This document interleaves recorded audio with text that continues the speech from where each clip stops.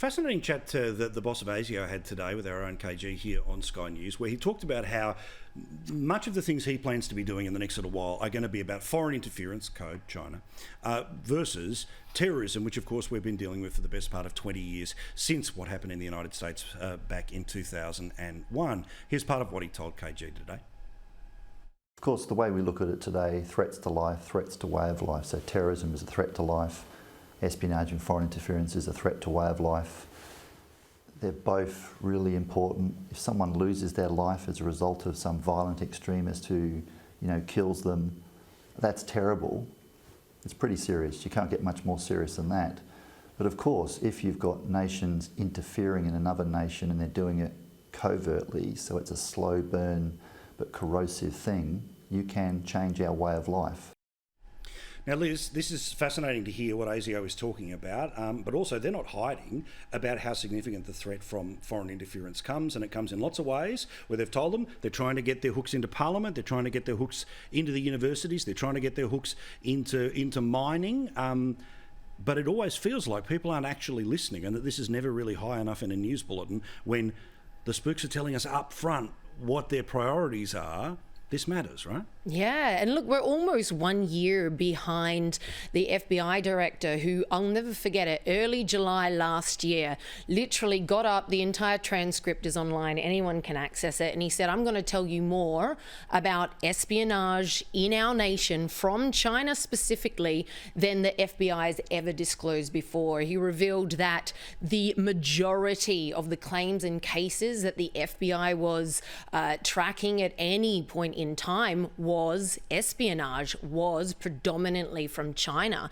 And I remember reading this just going, it's the same here in Australia. We hear enough whispers to know this is true. So I was absolutely chuffed to hear ASIO coming out today just saying, hey, look, heads up, this is happening. And I think you're right, there's not enough coverage of it. And I think a lot of people perhaps write it off going, oh, this is for the spy movies, Scotland Yard type rubbish. No, it's happening right under our noses. Well, and Jacinta Price, I don't think people have enough of an idea about how deep the hooks are that already exist that they're talking about here. Oh, look, absolutely. I mean, I know from my own personal experience being pursued as an Alice Springs counsellor by a member of the Chinese government a few years back. And even in that position, I thought, this is a little bit odd. This individual is attempting to befriend me and attempting to create a sister city relationship with Alice Springs, inviting myself and the mayor over to their town in China. And, at the time, I just thought, well, this is just really strange. I've never been approached in this way before. And to be honest, I knew at that point I had to be very wary and completely stay away from the situation.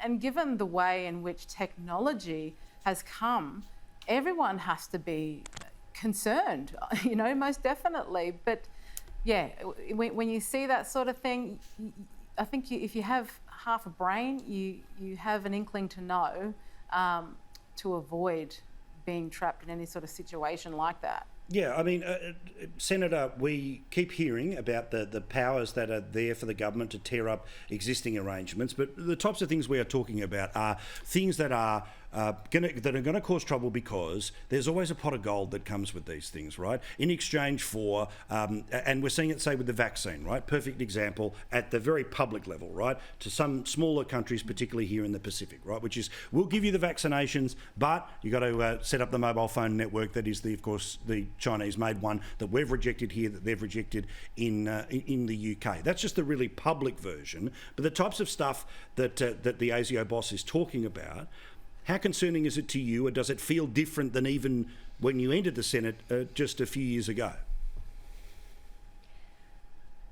Look, I think it is a little bit different, and it's not just a product of me having been exposed to more of this information, particularly through my service on the Parliamentary Joint Committee on Intelligence and Security. I think there's two observations I would make about it. The first is to say the fact that we're talking about espionage now is in many ways a reflection of the very good job our agencies have done in managing terrorism. They have done, in many ways, such a good job that it doesn't perplex us on a daily basis as it once did. And that's a sign that a lot of the government's work in making sure that we aren't letting terrorists who've gone to fight overseas back into the country, that we aren't letting people who are finishing their terrorism sentences go unconfined out into our community to go and do more wrong, that we're making a real effort to ensure that our community is safe from terrorism. That's getting a bit of a thumbs up.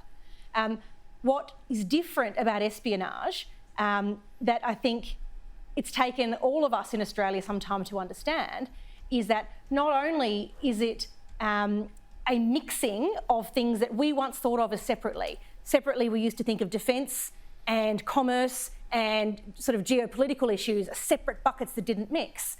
Now we think of them a little bit more wisely as they are approached by our espionage colleagues at ASIO, and that's to understand that espionage works to undermine our confidence in our institutions, to undermine our economy, to threaten the way of life that we have.